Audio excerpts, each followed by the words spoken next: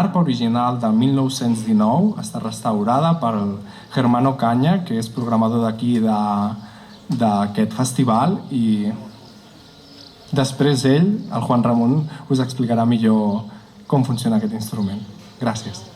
El clar de lluna, de Paul Verlaine.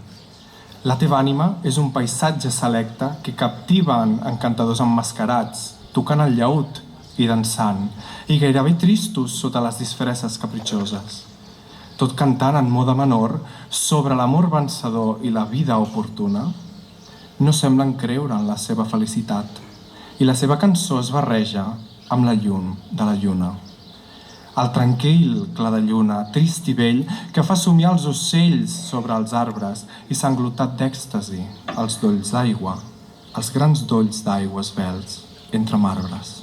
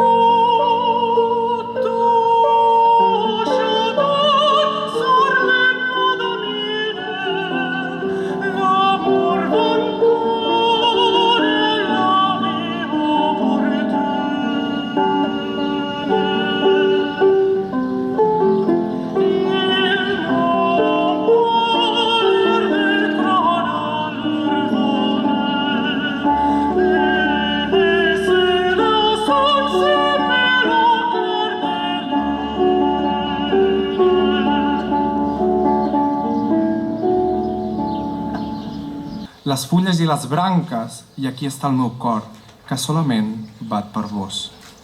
No el trenquis amb les teves mans blanques i que els teus ulls tan preciosos. Arribo tot cobert de rosada, que el vent del matí gela al meu front. Sofreix per la meva fatiga que als meus peus descansar i somia amb els moments estimats que el relaxaran. El teu pit jove deixa que el meu cap rodoli, tot sonor encara dels vostres últims petons. Deixa que es calmi de la bona tempesta i que jo dormi una mica, ja que tu descanses.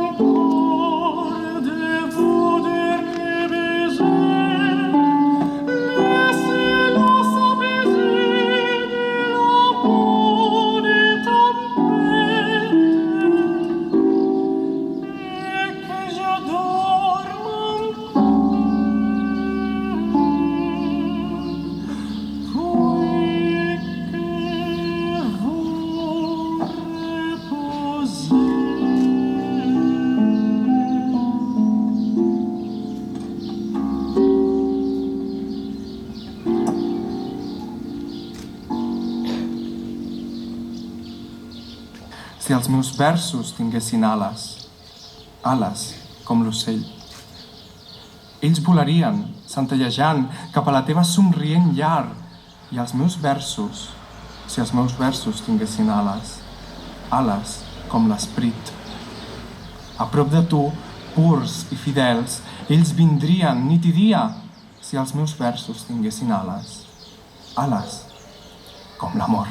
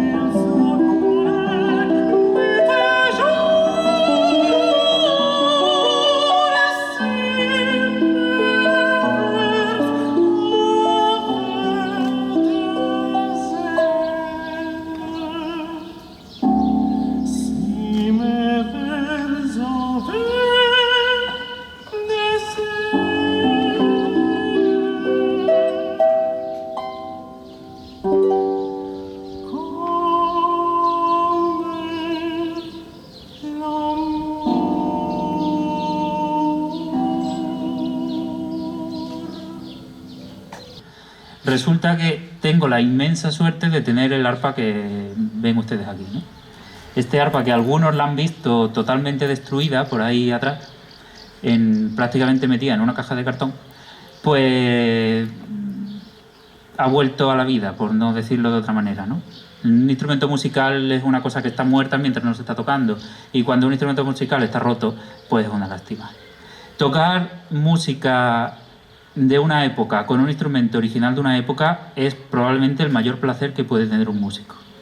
Y eso es una cosa indescriptible, porque no se da cuenta uno de verdad cómo está realmente escrita la música hasta que no la toca en el instrumento que le corresponde. Y es porque los instrumentos cambian mucho durante la época, suenan para algunos gustos mejor, para otros peor, tienen más sonido, menos sonido, más brillante, pero si nos ponemos puntillosos, el sonido real de un instrumento es el de la música de su época. Y los compositores escribían lo que escribían porque existía ese instrumento. Que si hubieran conocido otro, a lo mejor hubieran escrito otras cosas. Y esa es la importancia grande que tenemos. Contar con un instrumento original vuelto a la vida, que hay que darle la inmensas gracias a Germán, que fue el que lo restauró. Una restauración que duró muchísimo tiempo, pero que no le ha sobrado ningún día, ¿no? Sobre todo, aparte de su periodo de restauración, un periodo de aclimatación que ha durado prácticamente un año, sin que el arpa pueda ser, digamos, tocarse con total soltura. Ahora, bueno, voy a tocar una obra igual de la época, que es un preludio de Debussy, que se llama La niña de los cabellos de lino.